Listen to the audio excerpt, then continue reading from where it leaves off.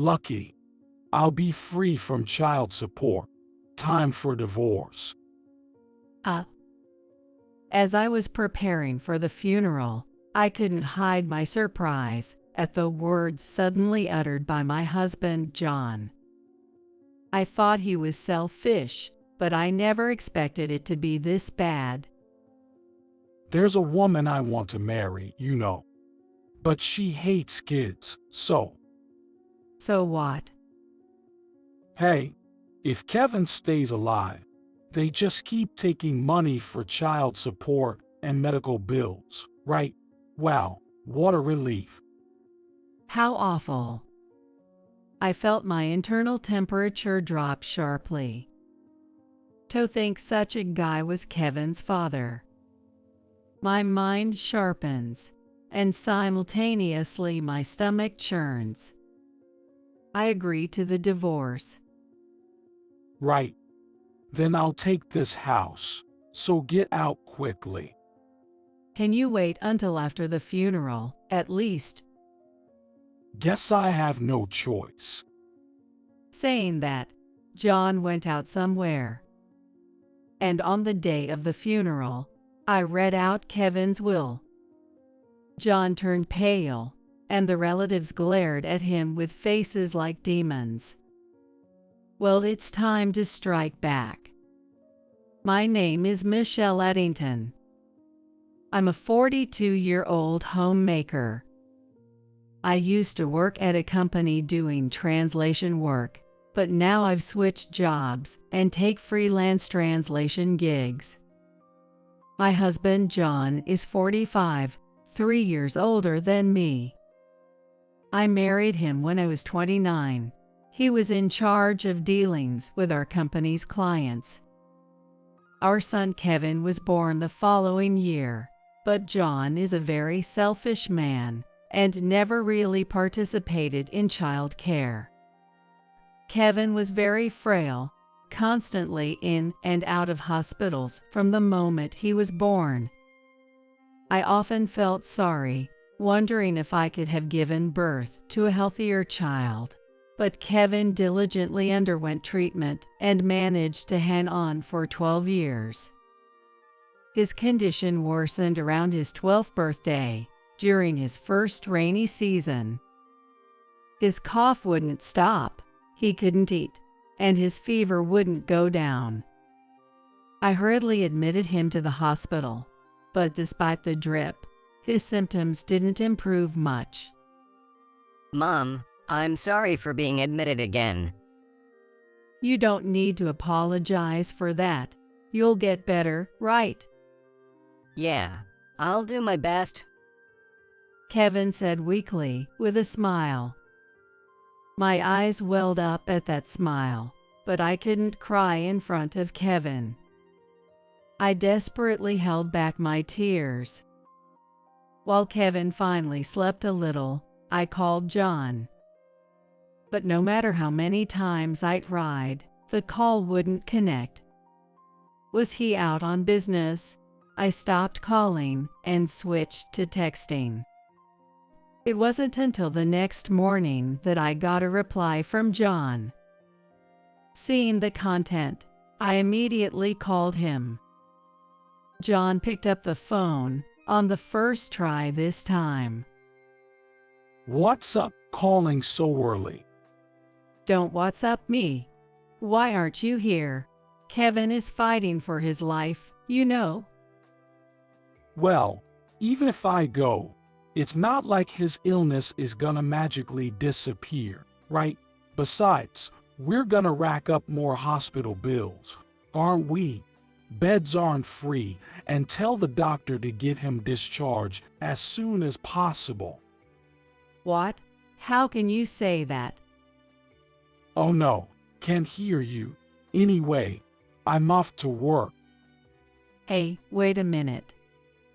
John hung up without even listening to my plea.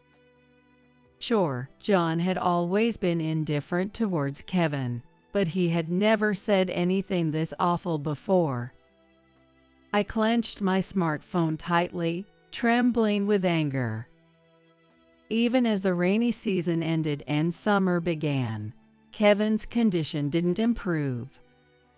The doctor told us that it was uncertain if Kevin would make it through this winter, so I saved my work and tried to stay by Kevin's side as much as possible. Mom, you've been staying with me from morning till evening lately. But is your job okay? It's fine. I'm working from home properly, so don't worry. If you say so. Kevin seemed unconvinced, wearing a troubled expression and speaking in a voice that hinted he wasn't entirely satisfied. Knowing Kevin's gentle nature, he was probably worried that I had lost my job or that I was inconvenienced because of him. After that conversation, to avoid causing Kevin any more stress, I started bringing my laptop and working right in front of him. Kevin loved books and spent a lot of time reading during the day. He also enjoyed studying and would participate in the hospital classes when he was feeling well. I had wanted to let Kevin do everything he wanted. However, John seemed very dissatisfied with me in that regard, not only failing to visit Kevin, but also constantly complaining at home. Hey, why hasn't he been discharged yet? He's got a private room, right? It's such a waste of money for the bed and everything. How can you say that when our son is fighting so hard? Why don't you visit him at least once? I'm busy, okay. You're enough for the visits. John consistently refused to visit with such an attitude. Even though he was Kevin's father, Kevin must have felt lonely. I thought so, but I knew there was no point in forcing him to go reluctantly, so I couldn't push it further. By this time, John often came home in the early morning after drinking, and he always smelled of alcohol when we met. He said it was a business dinner, but seeing lipstick stains on his shirt from the laundry and receipts from hotels used for breaks in his suit, it seems like he's cheating. He can't make time for Kevin, but he has time for some other woman. Although my affection for John had run out, divorcing him would only sadden Kevin. That's what I've been enduring. Amidst this, Kevin's condition worsened.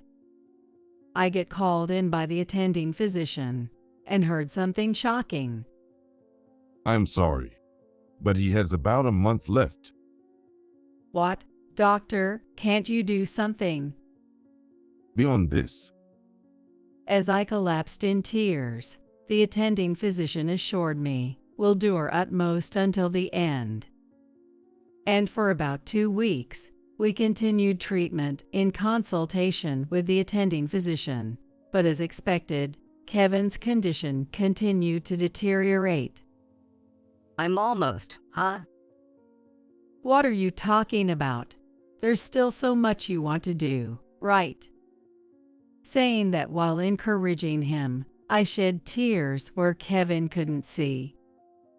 And finally, when the attending doctor told me that treatment was no longer meaningful, I decided to discharge Kevin to spend his final moments at home. I get to go home. That's right. The doctor said it's okay for a few days to change the mood. Yay. Even though Kevin weakly returned with childlike words, I desperately held back my tears. I informed John about it, but he just said, "Oh, really?" and casually went out somewhere. This guy is hopeless. I completely gave up on John. The discharge is scheduled for tomorrow evening, so I rushed to prepare the house and complete the discharge procedures. And finally, as I was packing Kevin's belongings, Kevin spoke up. Hey, Mom, Do you like Dad? At the sudden question, I stopped in surprise. Kevin, without paying attention to my reaction, continued speaking. Dad isn't interested in me or in you, Mom. So, if you don't like Dad, I want you to divorce him and live as you should, Mom. Kevin must have realized that things weren't going well with John. But as a parent, I couldn't let my child worry like that and face his end. Thinking quickly, I put on a smile and replied, "What are you talking about? I like your dad. Your dad cares about you and me. He's just busy and can't come to see us often, that's all. So don't worry, okay?" But, yeah, you're right. Kevin didn't seem entirely convinced, but he stopped pursuing it further. Beside Kevin, who fell asleep soon after, I let out a sigh of relief. And then, 2 days later, Kevin passed away peacefully at home.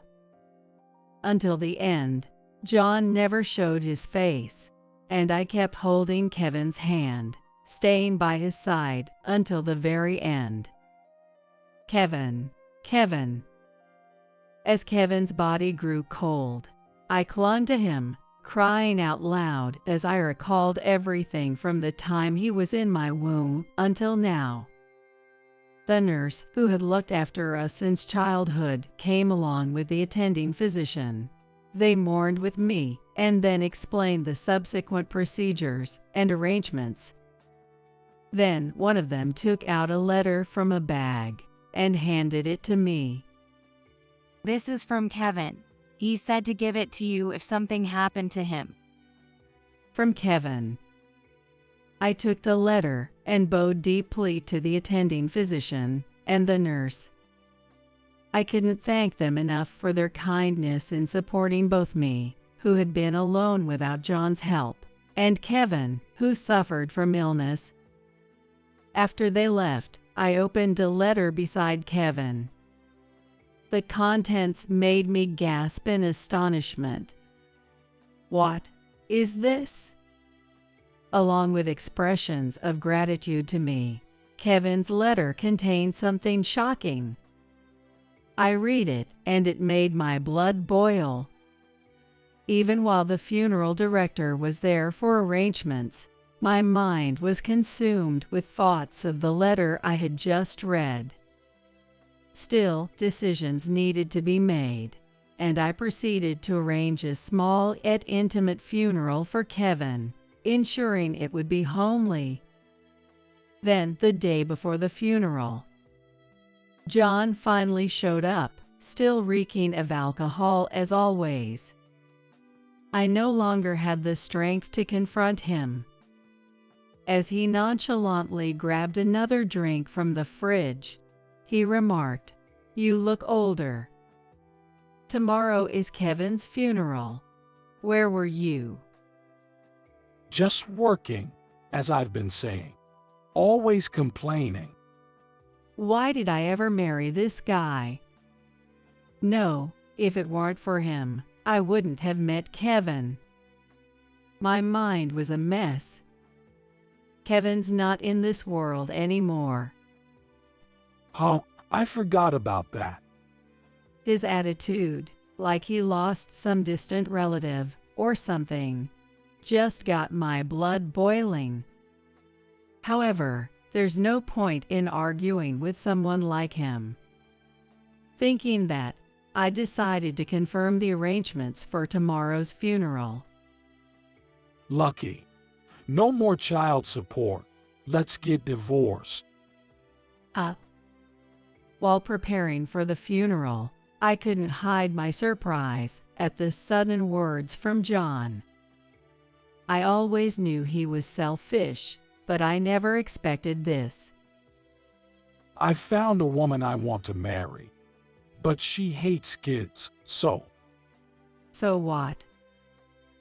With Kevin gone, I won't have to pay child support and medical bills anymore, right?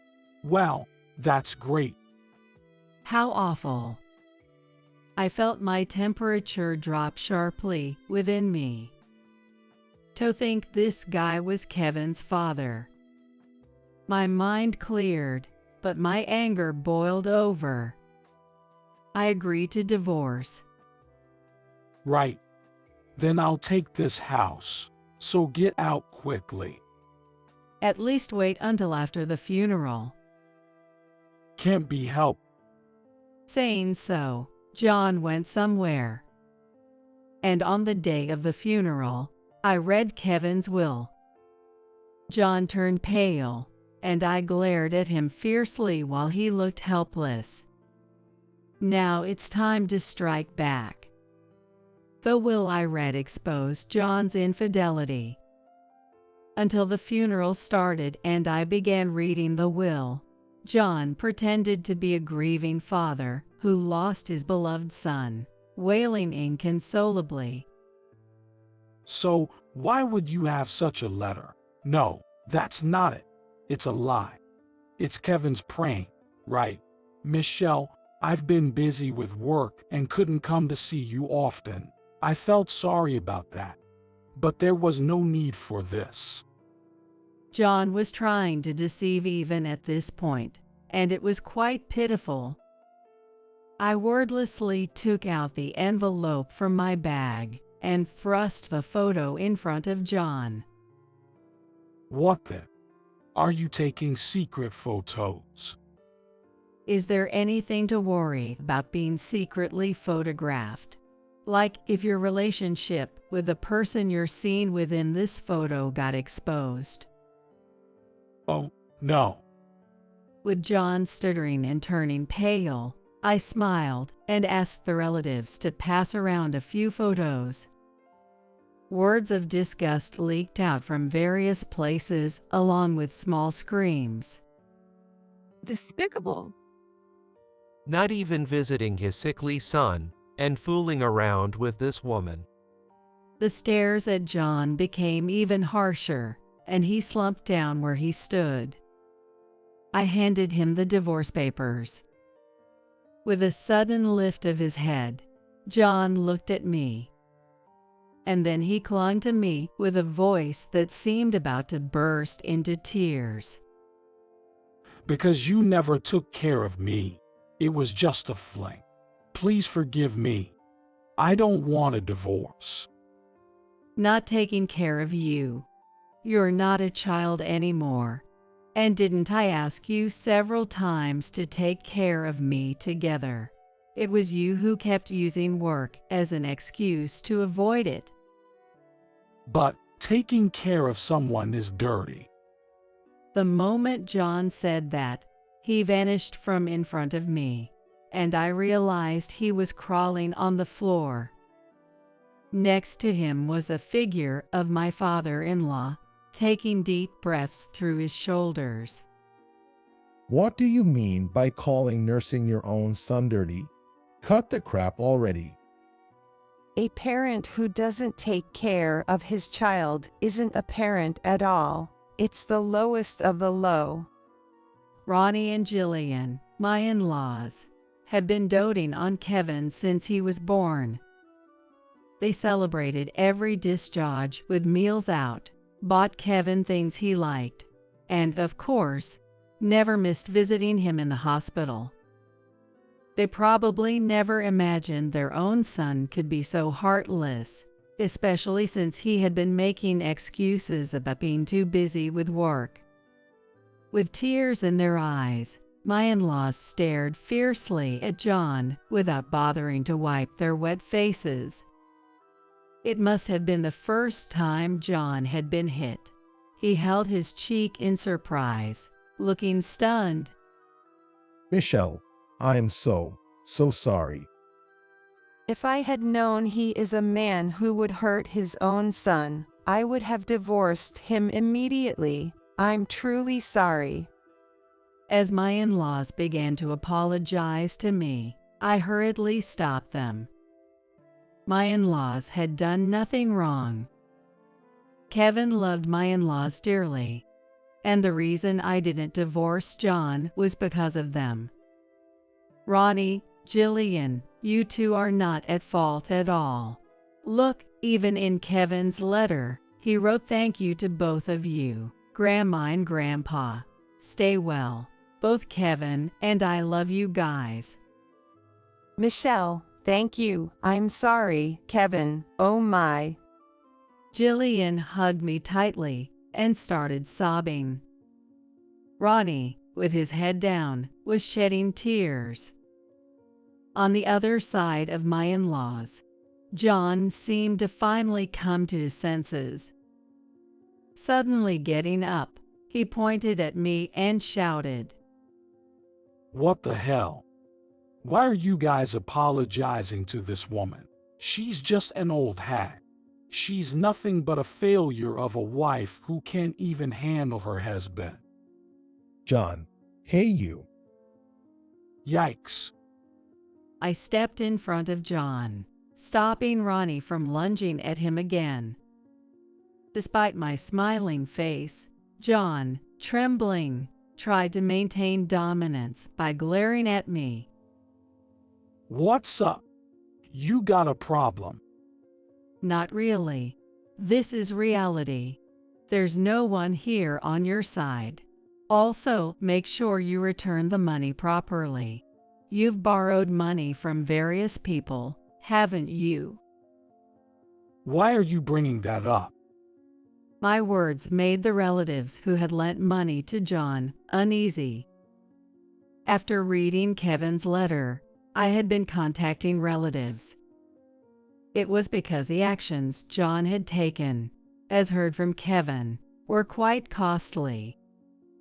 The woman John was involved with was in the entertainment industry, loving flashy things like buying branded goods and traveling abroad. Because of this, John had been footing all the bills, but his salary alone couldn't possibly cover it all. Realizing this, along with informing them about Kevin, I confirmed if anyone had lent money to John. It turned out that not only John's relatives but also my own had lent money under the pretext of Kevin's medical expenses. At that time, he had vaguely promised to express gratitude and return the money, but in the current situation, the relatives who had lent money seemed to realize that John had been using the money not for Kevin's sake, but for his affair partner. Don't mess with me. I lent it to you thinking it was for Kevin. Return the $10,000 right now. Same here. Return the $20,000. With these words as a starting point, demands to return borrowed amounts came from various directions. John, pale-faced, looked around at those voices. Then he turned to me with a smirk. Michelle, we're married, right? You'll help me out, won't you? Ha, what are you talking about? You don't care for Kevin. You don't even cover his medical expenses, let alone living expenses. You've borrowed from everywhere and used it for your own selfish desires. Unbelievable. There's no way I'll help you. Don't say that. With a pathetic voice, John slumped down again. It seemed he had no energy left to argue anymore. Looking down at John like that, I called out towards the entrance to deliver the final blow. Sophia, please come in. Sophia, what are you doing here? John, with an expression that seemed like he was about to collapse any moment, finally looked towards the entrance. A woman called Sophia approached me tentatively, her demeanor filled with fear. With minimal makeup, she looked far more modest than in the photos. I called for you. On Kevin's final day, I was hoping you could persuade the girl who was with him to attend his funeral. Well, I'm sorry for what happened. It's okay, don't bother with superficial words. Upon hearing my response, Sophia immediately shut her mouth tight. Her complexion, much like John's, was as pale as a sheet. I handed her a document as she reached me.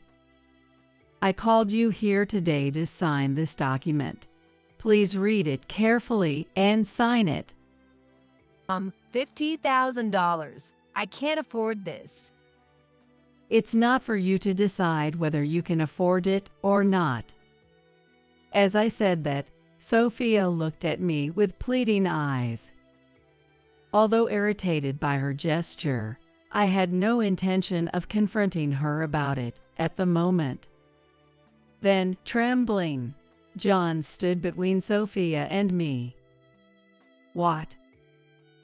I'm at fault here. So, can't you forgive Sophia? It's just too pitiful to dimp in such a huge amount like $50,000. Why, I'm just asking for compensation for your affair. John raised an eyebrow at my words and let out a heavy sigh.